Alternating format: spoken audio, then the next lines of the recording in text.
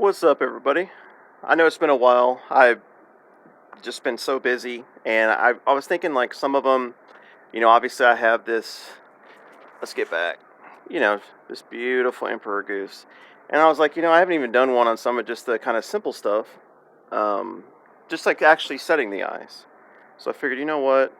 Let's go ahead and rock it. I already did the super glued the bill in place, so I'm gonna try to do this one hand somehow.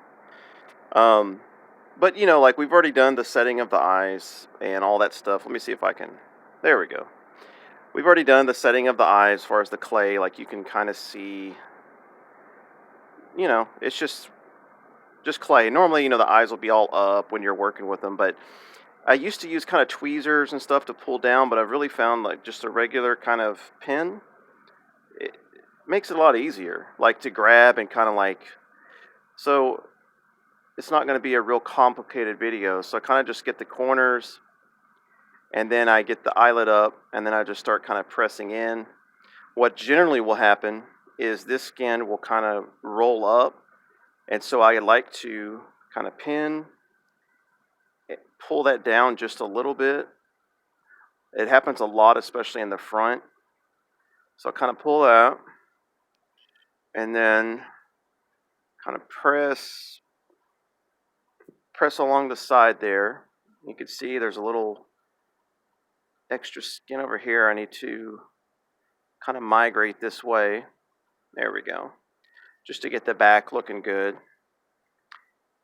And then from here, I kind of press a little bit of a ridge along the top.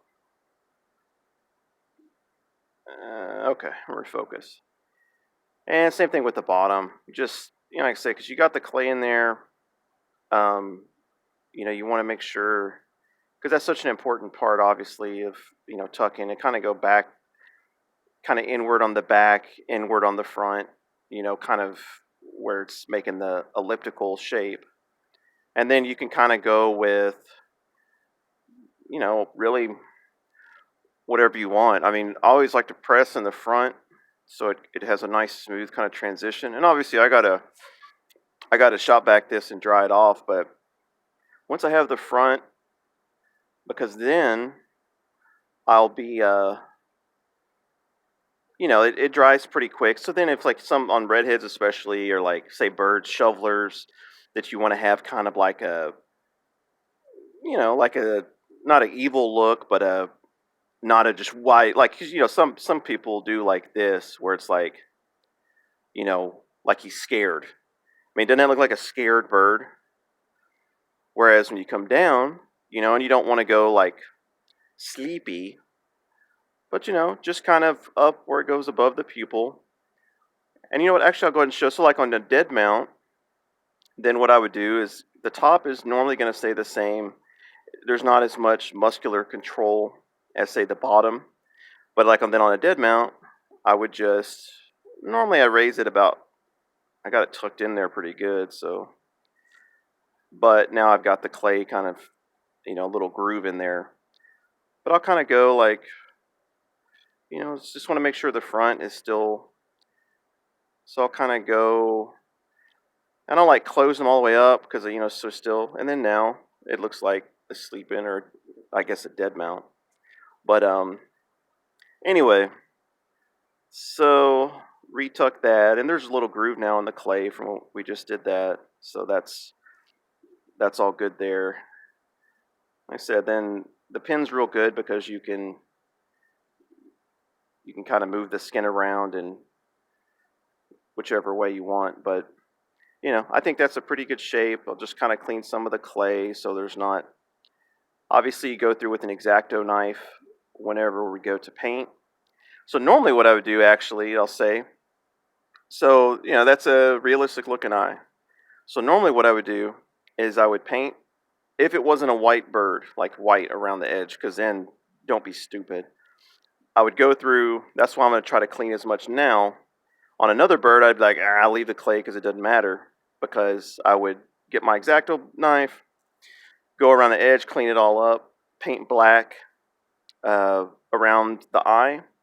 And then I go in with the brush with lacquer thinner, and I clean the eye off. But then you not only clean the eye, but then the outer edge kind of has a ring of the black paint. So any parts, like eyelids or any of the stuff that lightens up as it dries, you've kind of darkened that back, and then you've darkened, of course, the corners, and that allows you then when you go into gloss it, it gives it a super realistic look. So, let's see.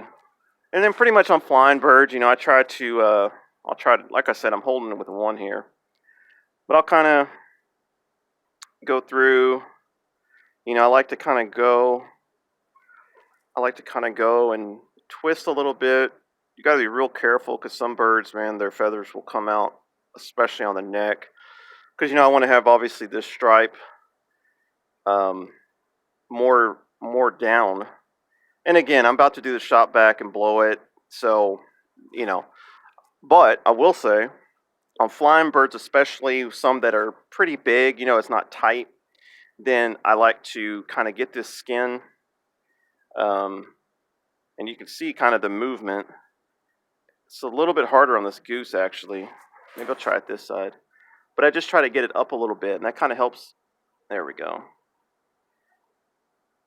And then, of course, the pen hides itself. But that just gives it a more, because you don't want droopage. It obviously needs to be, let me back in. It obviously needs to be, nice, smooth line. Same with over here. You don't want it, sometimes because this is drooping down, this will be kind of like concave. Whereas when this pushes up, then that also makes this top part so it's, and like once I dry it, won't be like rough like that. It'll be, spot on. But beautiful bird, man. Beautiful bird. So I just want to do a little bit of setting the eyes. I've done the gluing around the bill, which we've done in videos. I don't know. Maybe I'll do the injection like an actual, but I think I'm pretty sure I've done a couple on that already. But like I said, man, I really want to hit 1,000. I think once at 1,000, I could do to be a little bit more incentive because these are kind of like I have to stop everything I'm doing, and since I'm just doing one bird a day, I would figured okay, well I can take the 15-20 minutes away to do a video for my channel. But obviously, it'd be nice if there was. I mean, I'm just being truthful. If there was some more incentive, because otherwise, it's like, well, let me just get my shit done and carry on with my day. So. It would be nice to get some shares or get whatever to finally get that 1,000. We're so close, and but yeah, this is what a gorgeous bird, man. And the last video, I've actually got a video of the last Emperor Goose I did where I put the wire in, taped it up, primaries, secondaries, greater coverts, and all that. I've already pinned the wings on this one, so it's got the nice. Kind of nice, tighter web, flight web, I should say.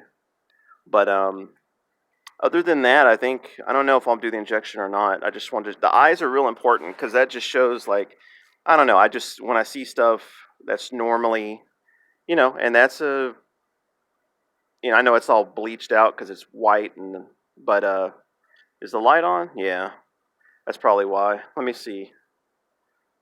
Oh, okay. That helps a little bit. But I'll do the other side and same deal, obviously. And then I'm going to go ahead and tape them up, inject them, bingo bango. I got a base for them. I do have, let me see if I can,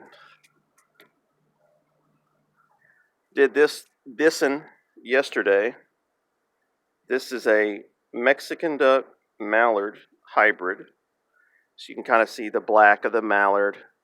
Obviously the freaking sweet widgeon stripe from the mallard, and otherwise, and some of the rufous on the belly breast there you can see.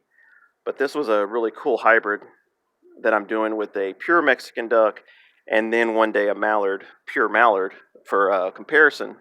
So that was pretty cool, and got a few stuff, but obviously Emperor Goose is hard to beat, and the eye set. So I was gonna, lastly, I'm just gonna say I do plan on doing a video on kind of like the basic tools, because especially it seems like I get a lot of messages from New Zealand, the UK, a couple other countries in Europe, of kind of they don't have the same access, or people that want to start and are kind of like, well, what do I kind of essentially need? Which is a tricky thing because, you know, yeah, you can do stuff bare bones, but you're also going to get a bare bones kind of crappy end product. And there are certain things, like a tumbler, for example. Yeah, you can live without it. You still need to do something though, like whether that's soaking in Coleman fuel or something, so you're not just drying it so long and making the skin so dry. And kind of the same thing, like fleshing machine. Yeah, you can get doing scissors, but you got to predict doing, adding basically another hour and a half of just doing this. Like I have to tape up my fingers, these my ring and my middle, because when I'm doing, where are they at? When I do scissoring, and I do a fleshing machine, but I still have to go and I wash them off, and then I still, from just doing this, and I'll sit out there for, say 5 birds in a batch fleshing them, and I'll be out there doing this for an hour and a half. Snip, snip, snip, snip, snip, and I get blisters. So, it does make a big difference. So I guess if you're just doing one, hey man, whatever, maybe that works for you. But anyway, I didn't really intend to make this, what is it, 11 minutes on setting in one eye, but I just wanted to kind of go over a few things, like even to something as simple as pinning up some of the flub. And you know what? Oh, let's do this last. So then, same thing like with here. Let's see. I know it's hard to see, but hold on.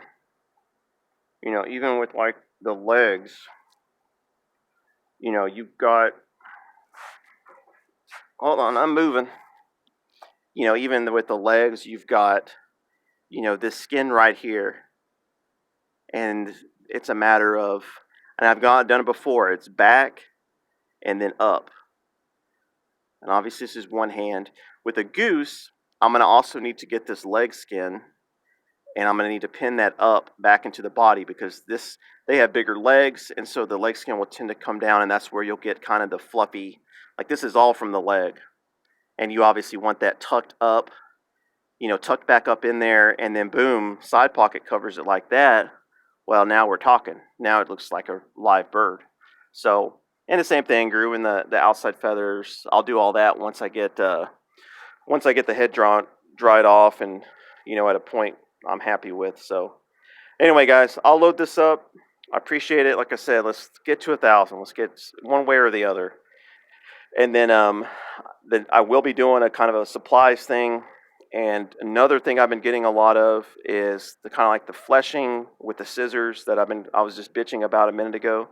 I will try to do something where video when I'm out back washing, because after the fleshing machine, I spray them off, and that kind of rehydrates and lifts some of that filmy fat up. So when you do scissor, it comes off much easier, and you get a much cleaner end product. But I haven't shown that yet, and I'm trying to explain it to people. It's very hard to, it's just very hard to kind of paint a good enough visual picture so people know what they're doing, and just to not fuck everything up. So I'm going to show that and show the other ones. Those are 2 coming up. But anyway, say bye to Mr. Emperor, and looking good though. And hope everybody's killing some teal right now. Go hunt some rail. I think you guys would be a lot more fun than people realize. And then I'll talk to you soon. See you.